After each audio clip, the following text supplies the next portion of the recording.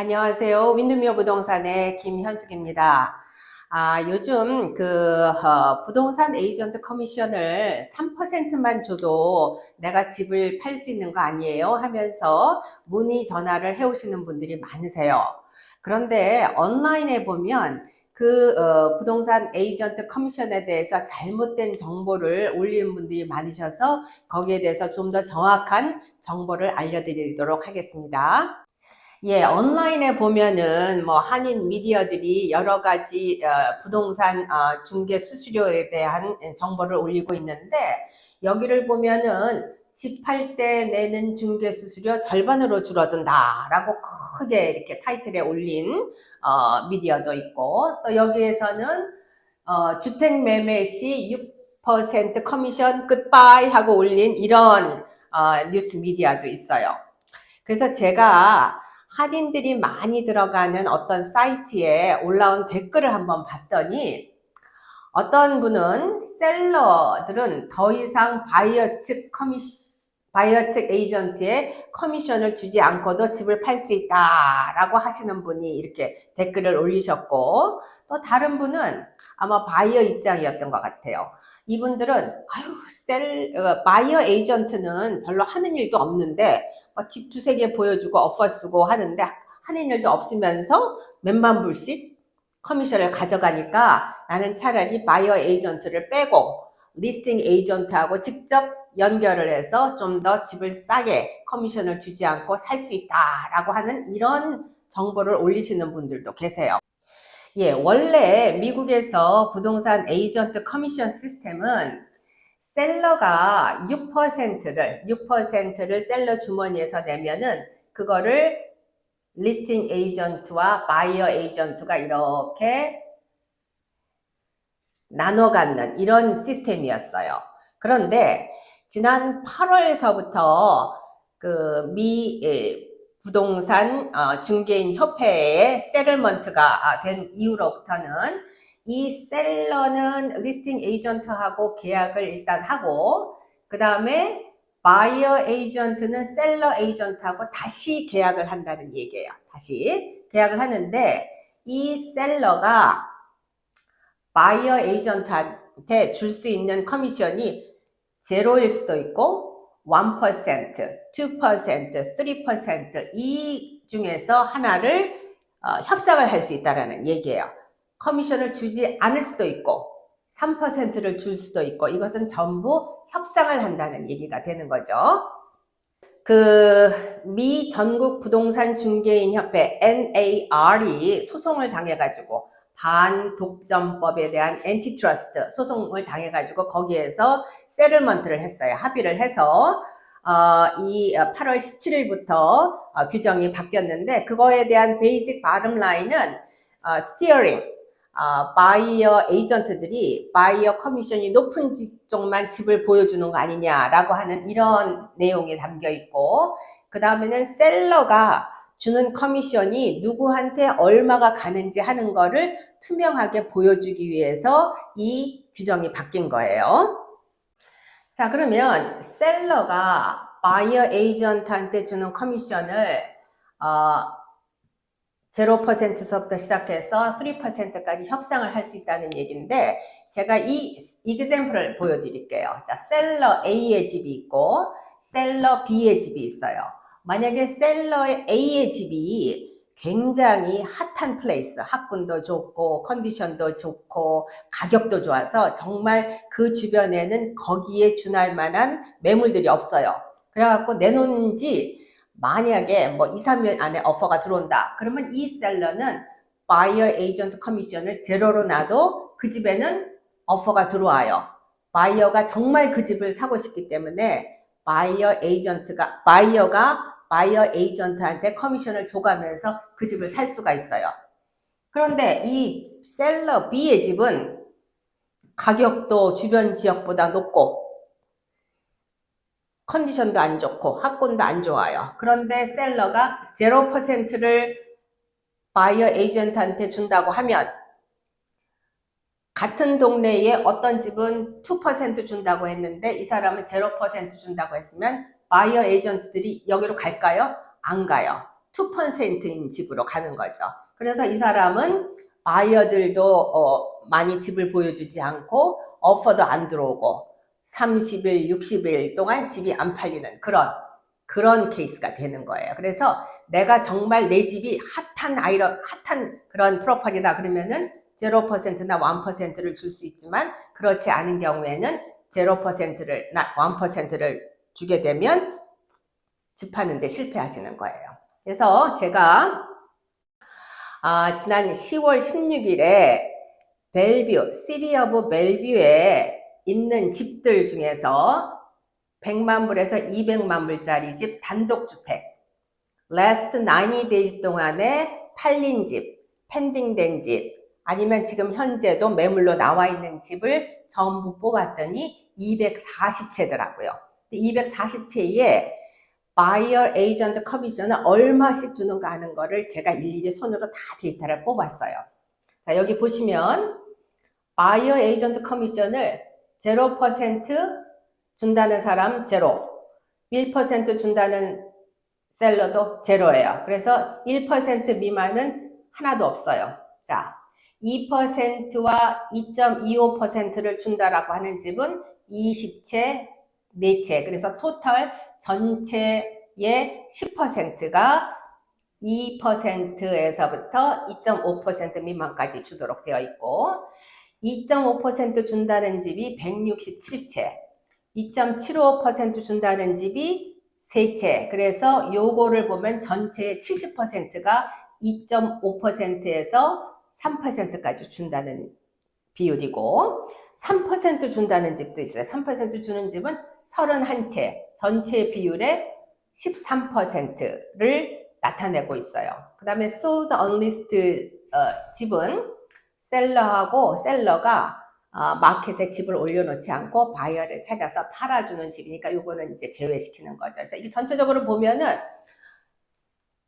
1% 미만, 그러니까 거의 2% 미만을 바이어 에이전트 커미션으로 놓는 집이 셀러들이 없어요. 그러니까는 여러분들이 내가 3% 리스팅 에이전트 피만 주고 집을 팔 수 있다라고 생각하는 것은 잘못된 생각이세요. 자, 두 번째 크게 알아두셔야 될 것이 예전에는 내가 레드핀 에이전트하고 집을 계속 여러 채 10채, 20채 보다가 마지막에 사인할 때는 다른 에이전트랑 사인을 해서 오퍼를 내는 경우도 있었는데 지금은 어떤 바이어 에이전트랑 집을 보더라도 시작할 때서부터 Buyer Brokerage Service Agreement BBSA라고 하는 서류에 사인을 하셔야지 바이어 에이전트가 집을 보도록 되어 있습니다. 그래서 이 바이어 에이전트 이 BBSA 계약서에 사인을 하실 때 여러 가지 좀 주의해서 보셔야 될 내용들이 있어요. 계약 기간이라든가 그 다음에 계약 위반 시, 그 다음에 내가 이것을 해약했을 때에 어떠한 불이익이 나한테 오는지 이런 것들을 잘 보셔야 돼요.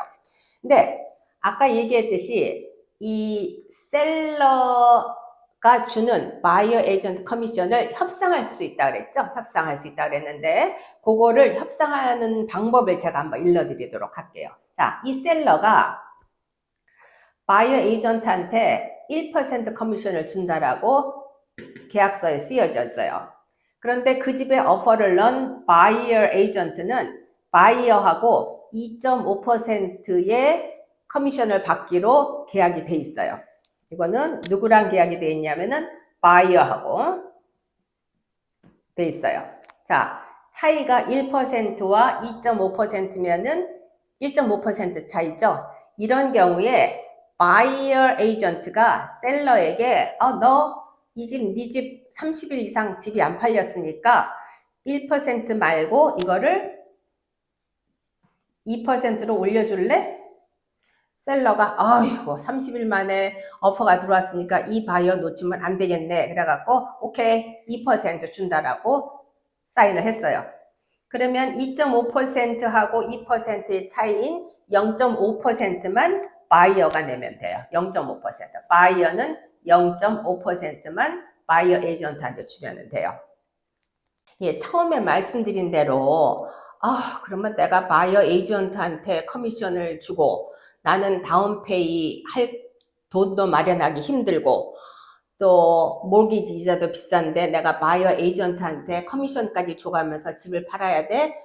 바이어 에이전트 띄고 나는 그냥 리스팅 에이전트하고 직접 연결해서 집을 사는 게 더 도움이 되겠다. 돈을 세이브할 수 있겠다라고 해서 오픈하우스에 가서 리스팅 에이전트한테 나는 바이어 에이전트 없으니까 너 내 오퍼 넣어줄래? 하는 경우가 많아요. 그런 걸 보고 듀얼 에이전트라 그래. 듀얼 에이전트. 원래 시스템은 리스팅 에이전트는 셀러를 represent 하고 바이어 에이전트는 바이어를 represent 해요. 그래서 리스팅 에이전트와 바이어 에이전트가 서로 이제 협상을 하게 되는 거죠. 클로징 할 때까지 셀러와 바이어는 절대 얼굴을 보지도 않아요. 서로 커뮤니케이트도 안 해요. 자, 그런데 듀얼 에이전트라는 거 오픈하우스에 가서 바이어 에이전트 띄고 리스팅 에이전트와 연결을 할 때 어떤 일이 생기냐 한번 보세요. 자, 바이어 에이전트 없애고 바이어가 직접 리스팅 에이전트하고 협상한다는 얘기예요. 그런데 리스팅 에이전트한테 나를 대변하는 것까지 해달라고 요청을 하시고 어떤 분은 그렇게 하면 이 리스팅 에이전트가 나를 위해서 일을 해주겠지? 라고 기대를 하시는데 그거는 전혀 오산이세요. 전혀 오산. 법적으로 리스팅 에이전트는 이런 경우에 듀얼 에이전트인 경우에 리스팅 에이전트는 절대로 바이어를 represent 못하도록 되어 있어요. 이분 서류까지 써주지 못하고 바이어가 직접 계약서를 준비를 하고 서류도 작성하고 협상하고 인스펙션하고 융자하고 클로징하는 것까지 전부 바이어가 알아서 해야 돼요. 이 리스팅 에이전트는 어드바이저를 해줄 수도 없어요. 그래서 이 바이어는 어떻게 되냐면 정확하게 딜을 하려면 변호사를 찾아가서 직접 자기가 해결해야 된다는 그런 얘기예요. 그래서 이런 듀얼 에이전트인 경우에는 소송이 셀러와 바이어의 중간에 서서 양쪽에 어드바이저를, 바이어 쪽에 어드바이저를 해줬는가 안 해줬는가 이런 것들이 만약에 셀러한테 들어가게 되면은 소송이 많이 연결되는 그러한 케이스예요. 그래서 모든 부동산 회사에서 이 듀얼 에이전트는 하지 않도록 권유하고 있습니다. 자, 지금까지 그러면 제가 말씀드린 거에서 이제 셀러하고 바이어 쪽을 얘기를 드릴게요. 자, 지금 얘기를 요약을 해보면 커미션이 아까 설명드렸듯이 1%, 제로나 1% 커미션 주는 매물은 거의 없어요. 근데 커미션을 만약에 낮추게 되면 바이어 에이전트 커미션을 낮추게 되면 바이어가 줄고 그 다음에 집도 늦게 팔려서 오히려 셀러에게는 더 손해가 된다라는 그런 얘기예요. 자, 바이어는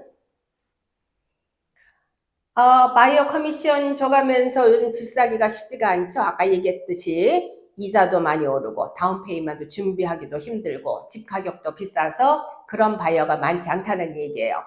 그리고 여기서 말씀드렸듯이 듀얼 에이전트인 경우에는 소송이 많아서 가능한 그러한 위험한 딜은 하지 않으신다는 게 이 요약입니다.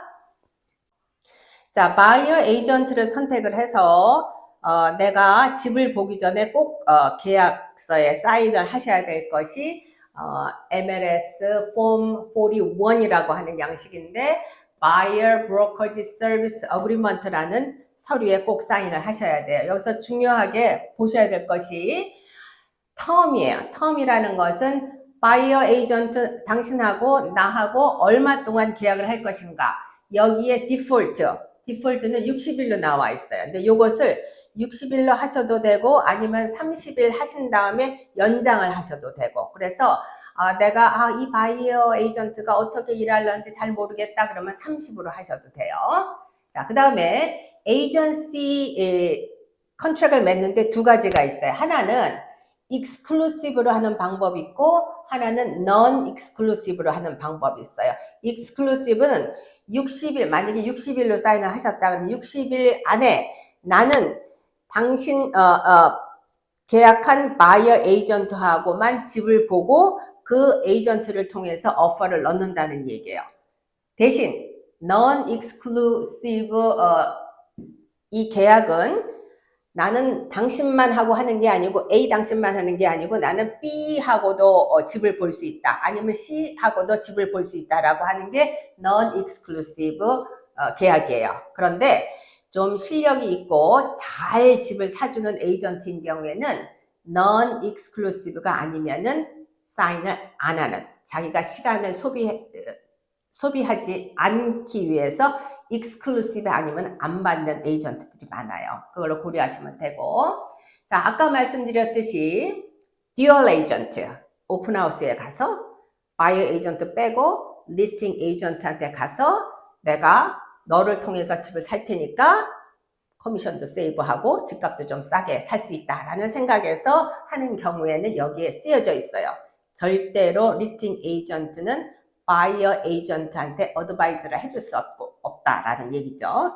그래서 그 한인들이 많이 들어가는 사이트에 그 댓글에 나오는 한 분은 자기가 듀얼 에이전트를 통해서 집을 샀는데 그 리스팅 에이전트가 자기를 위해서 일하는 것 같지 않더라고. 그래서 그 후회를 했다는 얘기예요. 아, 바이어 에이전트를 끌고 들어갈 걸 일을 잘 선택을 못했다는 그런 얘기를 하시더라고요. 자, 그 다음에 여기는 컴펜세이션이 커미션이에요. 여기에서 몇 퍼센트를 내 바이어 에이전트한테 줄 것인가 하는 게 퍼센트지로 이렇게 적도록 되어 있고, 그다음에 바이어 이니셜 하시고, 그 다음은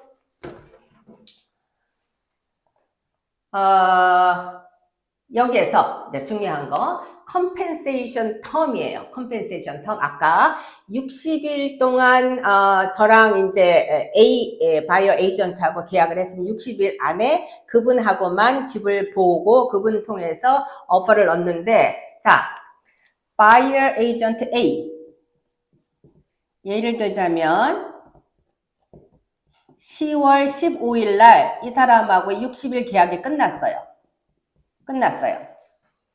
근데 이 사람 통해서 요 집을 봤어요. 근데 이 사람 통해서 오퍼를 안 넣었어요.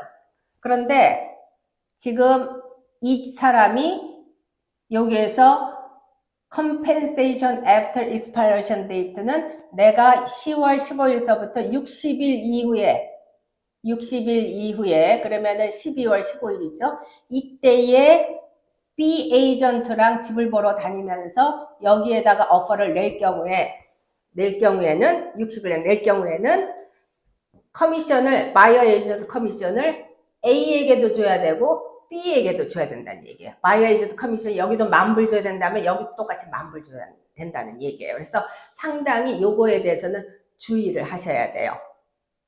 그리고 만약에 내가 바이어 에이전트가 일하던 바이어 에이전트가 아유 전화도 잘 안 받고 일을 잘 못하는 것 같다 할 경우에는 터미네이션을 할 수가 있어요. 터미네이션을 양쪽이 그 바이어 에이전트도 그렇고 바이어도 서로 합의하에 터미네이션을 할 수 있지만 거기에 대한 조건부가 또 딸려 있는 거를 주의하셔야 됩니다. 자, 지금까지 제가 이 바이어 에이전트 커미션 계약서를 쓰실 때 주의하셔야 될 것들을 좀 잠깐 소개를 드렸어요. 그래서 뭐 온라인에서 여기저기서 얘기하는 부동산 에이전트 커미션은 3%만 줘도 집을 팔 수 있다라고 하는 것은 잘못된 정보고요. 또 바이어 에이전트 없이 리스팅 에이전트와 직접 거래하면 집을 더 싸게 살 수 있다. 이것도 잘못된 생각이세요. 자, 아시겠죠?